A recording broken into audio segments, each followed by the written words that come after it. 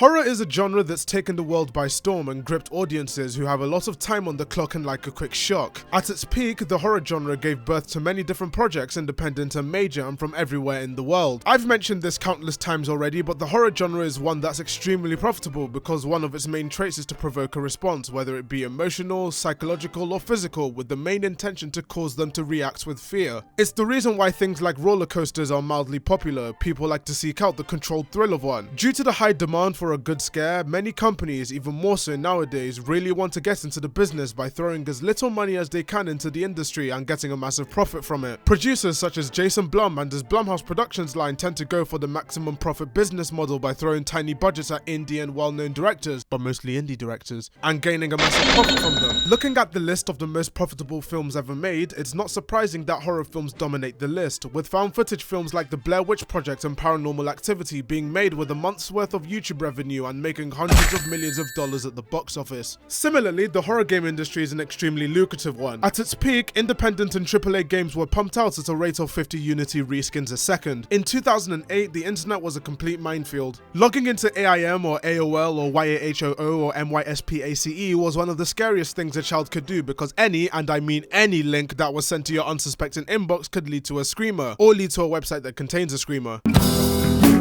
This in turn spawned a lot of YouTube reactions, and gaming channels took advantage of this craze and recorded themselves playing games and making a fool of themselves for millions of people to gather around and watch in the safety of their own home. But in recent times, there seems to be a decline for a good scare, especially online. Every developer seems to have exhausted all the flavors of the month to the point that there wasn't any major horror game for what seemed like years. The Survive the Night type of gameplay seemed to have peaked and died with the Five Nights at Freddy's franchise. The collection type of gameplay seemed to have peaked with Slender and died with a Trillion and 3.5 remakes of the same game but with a different setting.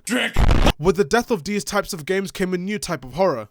Meta horror. Arguably started and popularized by the 2002 psychological horror game Eternal Darkness, meta horror is a genre that has seen a massive resurgence in video games in recent times. With the rise of social media and shows such as Rick and Morty, many have been seeking a horror game that challenges the usual tropes that are displayed in games that have defined the genre for a very long time. This has led to a lot of content creators in the general entertainment industry taking well-known established tropes and subverting them, completely swaying people's expectations on what events should have happened and what events actually took place. Sometimes subversion is good. For example, in Watchmen, Adrian Veidt has been pretty much outed as the main villain of the story and is confronted by Rorschach and Night Owl. After monologuing about his plan and what his main goal is to them both, at this point the audience thinks that they're going to stop Veidt's plan from taking place, only for Veidt to inform Rorschach that he triggered the plan in question 30 minutes ago. Oh shit! That's a good subversion. You're led one way and taken aback by a completely different event. Many films and games do it well and many do it badly. But in a society where people seek to be validated and are looking for intelligent programming to challenge their beliefs and make them seem very smart, developers have capitalized on this change by making games that are aware of what they are. Games such as I'm Scared, Pony Island, DDLC, A Dark Place, and more recently, the Watson Scott test. These games are well aware of what they are and they take advantage of it, whether it be that one character is aware they're in a game and wants out, or the game itself knows its place and interacts with you by messing around with your computer. Malwarebytes would call it viruses. I'd call it good game design. Similarly, films such as Unfriended and Searching are tapping into a market that a lot of people didn't bother to look at, which is your own computer or your phone. These films are very original in that they took the found footage formula and applied it to something new. While Unfriended wasn't really great, it attempted to tap into a market that pretty much everyone in the world uses, adding a layer of horror into your own PC screens. This is just some of the many different ways that films and games in general have been attempted to properly scare you, which takes us to the game that I've decided to spend a century playing so I can finally talk about it.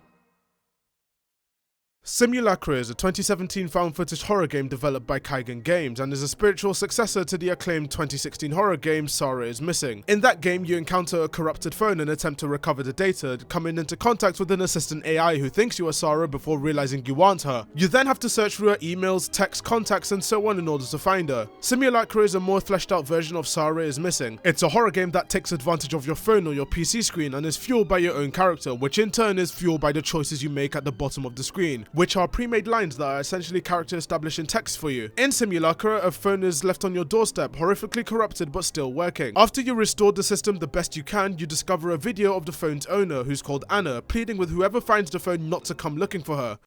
So of course you go looking for her, but you do it all on her own phone, similar to the 2018 independent thriller film Searching. Now that I've given you a bit of backstory and context to the game in question, I think it's time to actually delve into the game and talk about what's good, what's bad, and what even happened. So before I start, I'm gonna slap a big spoiler warning. I'll be talking about the game itself in detail. It's a tense game and is only £3.99 on Steam, and on Google Play and iOS if you want the extra immersion. But for the people who look for these types of videos to find an excuse not to play the game, here's a summary and analysis on Simulacra.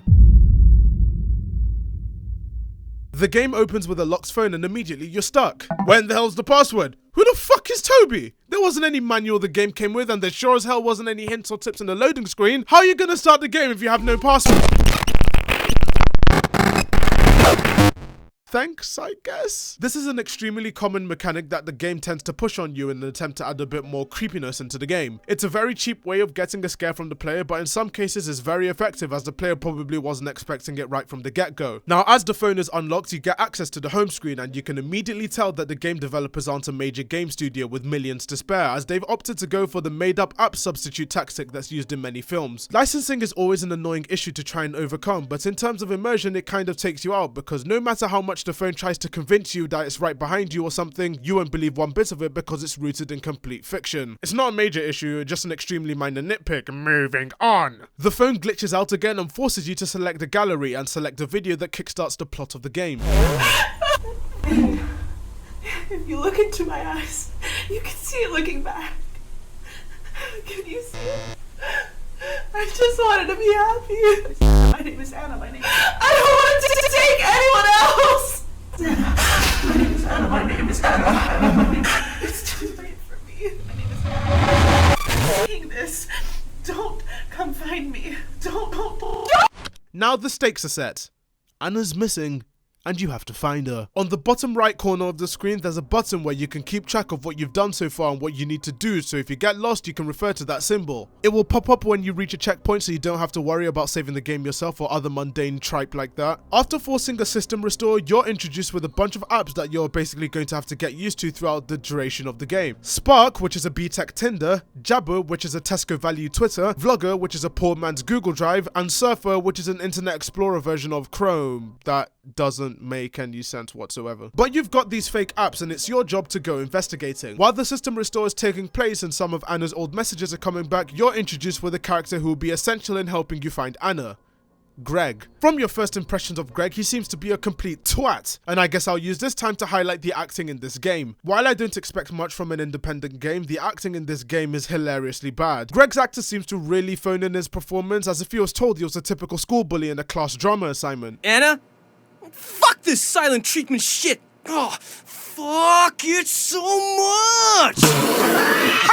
Anna's actress is slightly better at conveying a sense of awkwardness, which is seen in her vlogs, but you can clearly tell that the acting throughout this game is phoned in, which would further ruin the immersion as these characters just simply aren't believable. While you're in a conversation with Greg, you let him know that you are not Anna and you are just simply in possession of her phone. At this realization, Greg calls you. Hello? Who the hell is this? Answer me! Where did you get the phone? Is Anna with you right now?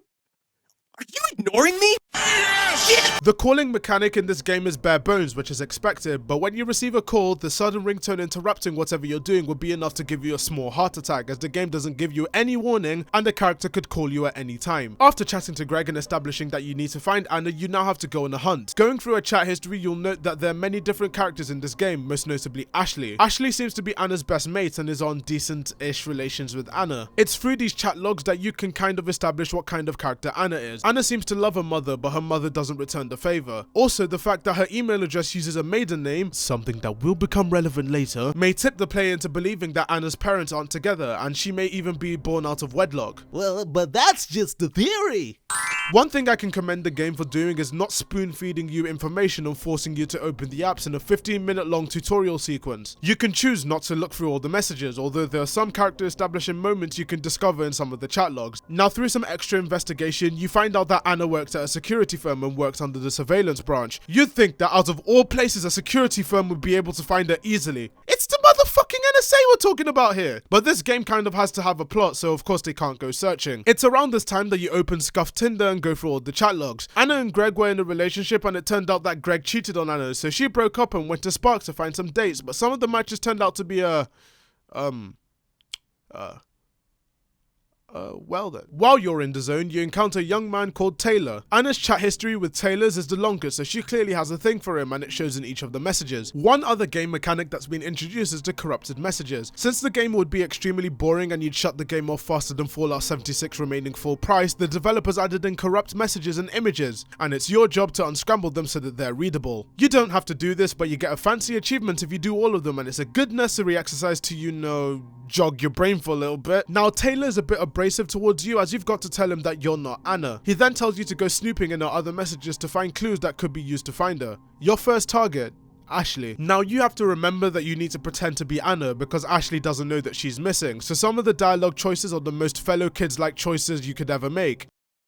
And they work. Now, you can keep the facade that you're Anna going, or you can fess up. Ashley figuring out whether you are or you aren't Anna will have a very large effect on the rest of the story moving onwards, so you need to choose your words wisely, as any misstep can cause some issues down the line. With the help of Greg and using clues from across the phone, you now have to sign into Jabber and answer the security questions that have been outlined for you, the answers of which are hidden around the phone, like your mother's maiden name and your favourite film being a dog's purpose, God forbid. Once you get in, you're greeted with what's basically a poor man's version of Twitter. You can post and tweet and retweet and do whatever you want. It won't have much of an effect until a post is made by Anna.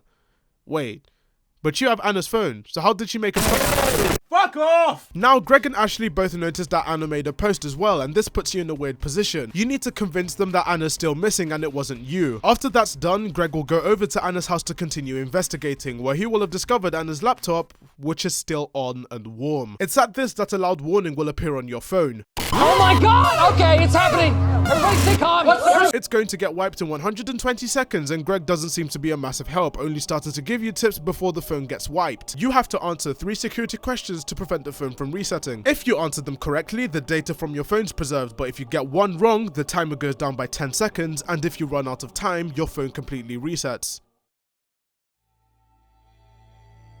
When that happens, you get introduced to the operating system of the phone, which guides you through resetting your phone and adding new settings, similar to the first time setup of an Android product, only this time, it really wants to know about you. The operating system asks for your name, in which you'd normally type a random name and thinking you have a one-up over this bot, but it refuses to let you go through, forcing you to type your full name. When I played, I spent a good 5 minutes trying to figure out what name it meant before realizing it wanted the name that you set on your PC. The OS doesn't stop there. It begins to add some paranoia fuel into the game by asking really odd questions such as, what would you do if you saw a floating head behind you? If you notice as well throughout the game, the developers added extra layers of paranoia through the background and the sound design. Sometimes you can hear a knock or a gasp in your ear, prompting you to look behind you, and sometimes the background randomly flickers and turns off and back on to add to the eerie nature of the game and make you feel like there's something inside the game that knows something about you.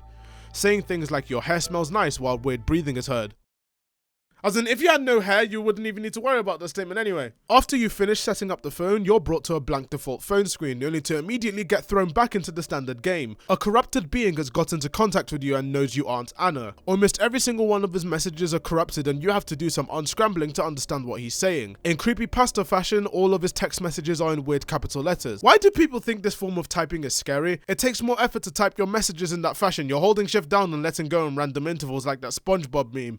Anyway, he leaves you some cryptic messages addressed at you with the intention to find him. It's unknown to you where he is. After the game glitches more, your phone screen and Anna's old messages are restored, and there's something different about the background. I'll give you half a second to guess what it is.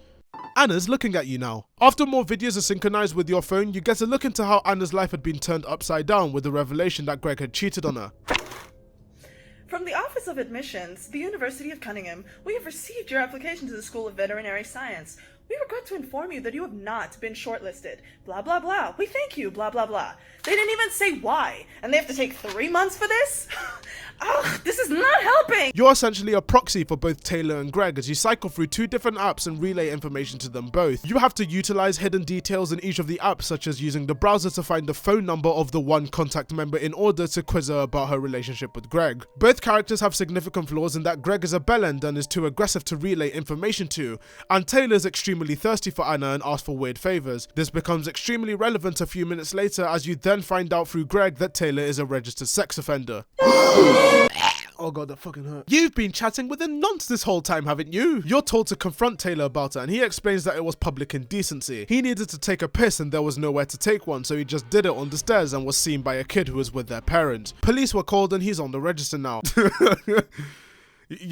Now, knowing this information, Greg will add Taylor to a group chat and you assume the role of Keemstar while these two people just fling insults at each other. You can choose to stop them or let them fight. Then comes the moment of truth. You need to make a choice on whose plan to follow to find Anna, Taylor's or Greg's. Whoever you choose will actually have a major effect on the rest of the game, so again, you need to choose wisely. This game really likes to give you choices, it's only a question of if they really do matter in the end. I personally chose to back Taylor as this method is a little more safe than Greg's option to get into her office and get the information herself, especially considering that he was seen pretty much breaking and entering Anna's house. As part of Taylor's plan, you come into contact with Merv, who's one of Anna's colleagues, and from the chat history you can tell he's a bit of a creep. Using the information from Anna's email and previous chat logs, you basically have to blackmail Merv into accessing Anna's work computer so he can restore all the messages and files that were in her phone previously. You have to chat with HR simultaneously as well. You have to choose whether to out him as a creep or not. Merv will never know if you choose to out him as one, but it will reflect on the company soon after, as your decision will show a tweet from the company either claiming that there's an issue or there isn't. As your messages are restored, the phone corrupts again and that mysterious person shows up again using that weird creepypasta text, claiming that you are getting close to the reason of Anna's disappearance. You are tasked with unscrambling the images given to you, and unscrambling these images will give you an image of a view of the top of a tower or something like that. This will become relevant later, so remember that. After the phone corrupts again, every old message returns and something else is different. I'll give you a few seconds, it's just Anna grinning at you now. When you open Scuff Tinder, you come into contact with another person who Anna's been talking to regularly called James Olner. Note that his profile is similar to the corrupted one that's been talking to you this whole time. Taylor will convince you to find out more information on him from other famous people that he's talked to before. Meanwhile, Greg is in a lot of trouble. He's been caught breaking and entering Anna's house, and now he's been caught attempting to barge into Anna's workplace thinking his plan would work. It's from this that Greg tells you that you're on your own now and books it from the game. As you investigate James's profile, you find out that he's unnaturally good at timing when his matches leave work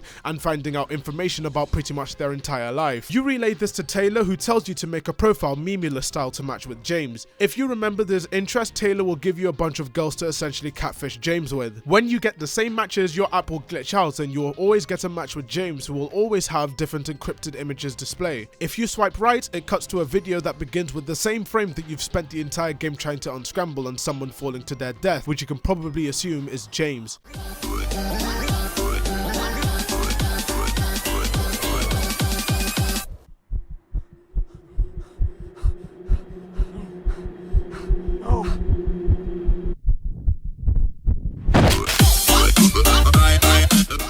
So guys, Wait, hang on a second, didn't you just match with James? You test the waters to see if this is a real Anna, and sure enough, it's the real one. Whoa! You found her! But something's wrong. As you continue talking, it's clear that there's more to the messages than meets the eye. As you continue the conversation, you'll notice that the background's getting more desaturated and Rorschach's mask is starting to appear on the screen. Once you eventually deduce that who or what you're talking to is not Anna, the main antagonist, the Simulacra, makes itself known, with a voice actor speaking over all the text. Impressive. A worthy pretender. My perversion fails to deceive you. You have seen through my mask. You'll find that you're unable to leave the app and must engage in conversation. The Simulacra goes on an Ultron-like rant where he complains that the world is imperfect and everyone would be better if they ascended to the cyber world. I don't even know. Anyway, as you found Anna, Taylor uses this opportunity to try and see her in person, with the phone glitching out and showing that Taylor's on his way to find Anna. Anna told me she's gonna be here. This is really weird. It might not even be her. It might be a trap. So, if it turns out to be a bunch of kidnappers or something,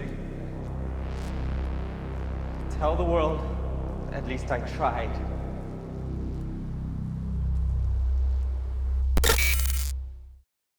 Back at the Simulacra, it tells you that you have an ultimatum. Depending on your actions in the game, you have to choose between Taylor and Anna. This is when the game will diverge into different endings. If you made sure you stayed on the side of Taylor throughout the entire game, picking a side when asked and making sure you're in good relations, you're able to convince Taylor to wait up and hear you through. Choosing Taylor will then cause him to have to push Anna down the tower, similar to the video that you were just sent. The Simulacra will leave him alone, but he feels extreme guilt over what happened. In typical horror movie fashion, the phone will then do this.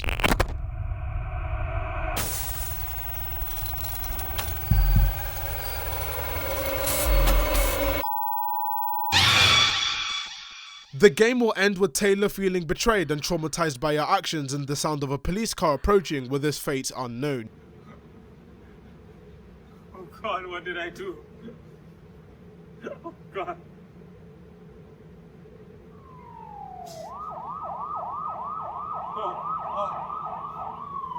If you choose to save Anna, on the other hand, Taylor will go to Anna and he will become the new vessel for the symbiote to try and take over people in the future using scuffed tinder. Anna came to me.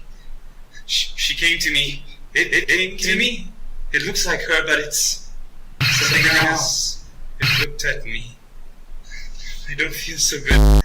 What the hell was that thing? It's getting a hold on me.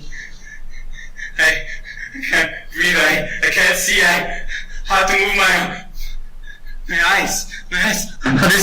Why am I being punished?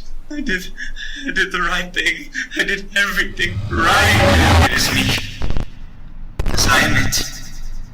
As it is me. Assignment. As it is me. Assignment. As it is me. Assignment. Assignment. Don't want to take anyone else. Help me. Help me. Alternatively, if you played your cards right and make absolutely sure that Ashley thinks you are Anna and confess her love to you, you can get an ending where the Subnautica commends you for being such a cunning lad and everyone is saved. The most common ending, however, the abandon all hope ending, will trigger if you did not take the side of Taylor in any of the conversations, leaving him to not believe anything you're saying and leaving to find Anna, only to get taken over by the simulator. Now, what did I think of the game? Well, it was an above average indie horror game. Well, let's talk about the good! The game has a sense of mystery throughout the first 2 acts. You've just got a random phone and the owner of it's missing. You need to find her before something bad happens. Instead of restricting you to just texting people on the phone and holding your hand every time you need to find out information, it allows you to use all the apps on the phone and make use of your own memory to boost the story and find out some crucial character information. The paranoia fuel in this game was one of its greatest strengths, especially in the subtleties of the background. Sometimes you hear ambient knocks behind you or someone breathing in your ear randomly after several minutes, or maybe the background dims. It's the little things that you don't expect that makes the game such a tense play. So in summary, the mystery is good, the open nature of the phone is good, and the paranoia fuel in the game is good. Now let's talk about the bad! The game isn't believable. Even as an indie developer, there could be better ways to make the game seem believable. The dialogue in the text just seemed like a cleverbot conversation sometimes, and the developers could have just made better steps to make the characters more believable, like actually making the text feel like text and not just compressed formal emails. These characters are tech savvy, not Tories trying to be hip and cool with the kids. This leads to some unintentionally funny text messages. Not to mention the acting in this game is really awkward. Greg's actor is the most accidentally funny character written in a horror game of this caliber. All of his lines are incredibly phoned in as if he was only given the direction to sound like a bully. Taylor's actor didn't have much to work with as well. I'm sure that all these people are nice in real life, but in the game they just sounded really awkward. The writing in this game is also slightly weird. The mystery of the game is intriguing, but as the game progressed it turned into a typical "who was phone" scenario and was hard to be fully immersed in the game. It's understandable when it's a game that's entirely set in a phone, but it feels like games like this are better watched on YouTube than played yourself at home. Compare this to games with a similar premise like Welcome to the Game 2. The game has you be active outside the computer and you're in constant paranoia over constant stalkers. That's terror.